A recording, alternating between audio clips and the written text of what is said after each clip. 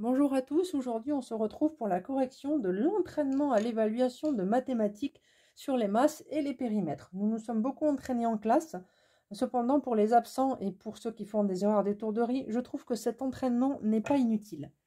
Donc les masses, savoir convertir et savoir résoudre un problème, converti dans l'unité demandée. Donc ça on l'a fait, il faut utiliser un tableau de conversion. Ceux qui le font sans, vous avez tout à fait le droit, le tableau n'est pas obligatoire. Mais faites attention aux erreurs d'étourderie. Donc il faut connaître ceci par cœur. Donc nous avons les kilogrammes, les hectogrammes, les décagrammes, les grammes, les décigrammes, les centigrammes et les milligrammes. Donc il faut convertir 9 hectogrammes en décigrammes. Donc 9 hectogrammes, je le mets dans la colonne des hectogrammes. Et si je le veux en décigrammes, je rajoute des zéros jusqu'à la colonne des décigrammes, ce qui donne 9000. Donc 9 hectogrammes est égal à 9000 décigrammes.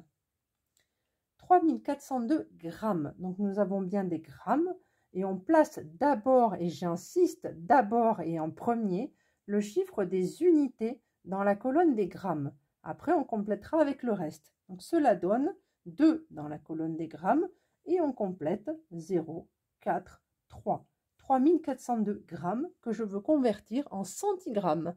Donc je rajoute des zéros jusqu'à être dans la colonne des centigrammes, ce qui donne 340 200. Ensuite, pour les CM2, c'est un petit peu plus dur. Les CM1 qui le veulent, peuvent le faire. Donc 567 grammes dans la colonne des grammes, le chiffre des unités. 7 et je complète. Donc j'ai 567 grammes. Et on me le demande en décagrammes. Donc en décagrammes, j'ai 56. Donc j'ai 56 décagrammes, mais il reste 7 grammes. Donc on n'oublie pas de rajouter ce qu'il manque. 1345 décigrammes. Donc dans la colonne des décigrammes, je mets d'abord le chiffre des unités. Décigrammes sont ici. À ne pas confondre avec les décagrammes. Il y a encore une élève qui se trompe. D'accord? Donc ça, c'est dommage. Décigrammes, c'est ici. Décagramme, c'est ici. Attention à ça. Donc le 5, et je complète jusqu'à obtenir 1345 décigrammes. Donc je le veux en hectogrammes. Donc en hectogrammes, la colonne est ici, il y a un hectogramme. Voilà, et il reste des choses, on n'a pas le droit de supprimer comme on le veut. Donc un hectogramme, c'est fait, et il reste 345 décigrammes. Alors, je précise que certains élèves arrivent à aller à l'étape au-dessus.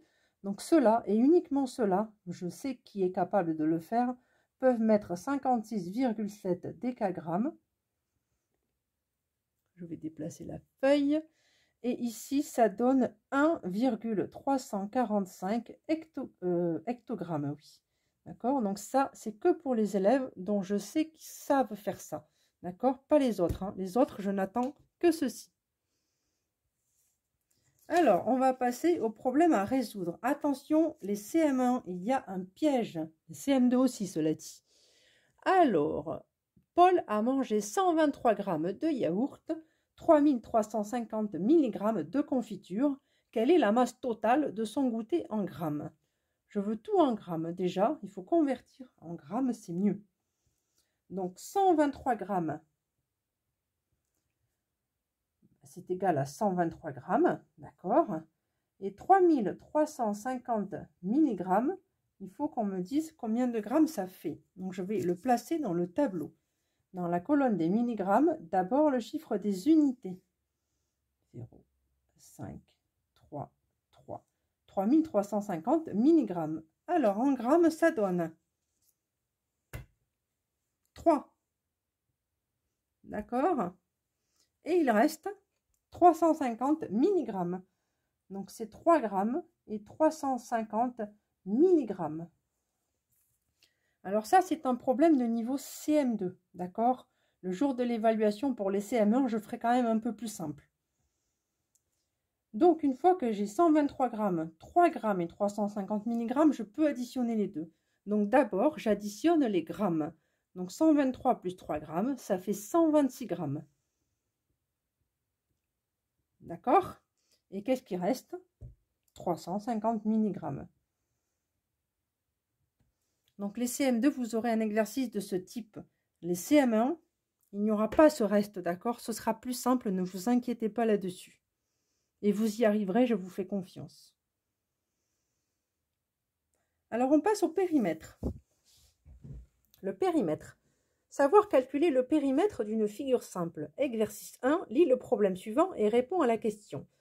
Pour les personnes qui étaient absentes, le périmètre, c'est la somme de tous les côtés de tout le contour. D'accord? Il ne faut pas chercher plus loin. Là, on va parler en termes de grillage, vous allez comprendre. Monsieur Durand veut clôturer son terrain avec du grillage. Il a réalisé un schéma pour l'aider à connaître la longueur qu'il devra acheter. Complète-le et réponds aux questions. Les CM2, vous aurez une mesure en moins là, ce sera à vous de la trouver. Les CM1, vous aurez ce genre-là. Donc, quelle longueur de grillage devra-t-il acheter? Donc, pour clôturer tout son terrain avec du grillage, faire tout le tour là, il va falloir qu'il achète un certain nombre de mètres de grillage. Donc, il faut faire 52 plus 20, plus 33, plus 7, plus 19, plus 13. D'accord? Donc, je vais écrire le calcul. 52 plus 20, plus 33, plus 7, plus 19 et plus 13. Donc là, on a fait la somme de tous les côtés. Alors, le jour de l'évaluation, vous aurez droit à la calculatrice. D'accord? Ce serait dommage de se tromper alors que vous avez compris les périmètres. Là, je prends mes notes. Donc, en fait, ça fait 144 mètres pour votre correction. Donc, Monsieur Durand devra acheter 144 mètres de grillage. Ensuite, on passe à l'exercice numéro 2. Calcule le périmètre du carré A, puis le périmètre du rectangle B. Les côtés du carré A mesurent 8 cm. Donc, on peut placer les mesures sur le dessin, ça va nous aider. Donc, si les côtés du carré A mesurent 8 cm, le carré A a tous les côtés de même longueur, comme tous les carrés. Donc, tous les côtés font 8 cm. Les côtés du rectangle B mesurent 8 cm et 22 cm. La largeur, donc la largeur c'est la partie la plus petite, est de 8 cm. Et la longueur, le morceau le plus long, est de 22 cm. Donc la longueur 22 cm, la largeur 8 cm. Donc dans un rectangle, on sait normalement que les côtés qui sont face à face, donc à l'opposé, font la même mesure. Donc si là ça fait 22, là aussi ça fait 22 cm. Et si ici ça fait 8 cm, en face ça fait aussi 8 cm. Alors maintenant qu'on a placé toutes les mesures, on va pouvoir calculer les périmètres. Il y a deux méthodes, une méthode pour les CM1, une méthode pour les CM2. Donc nous allons nous occuper déjà du carré A.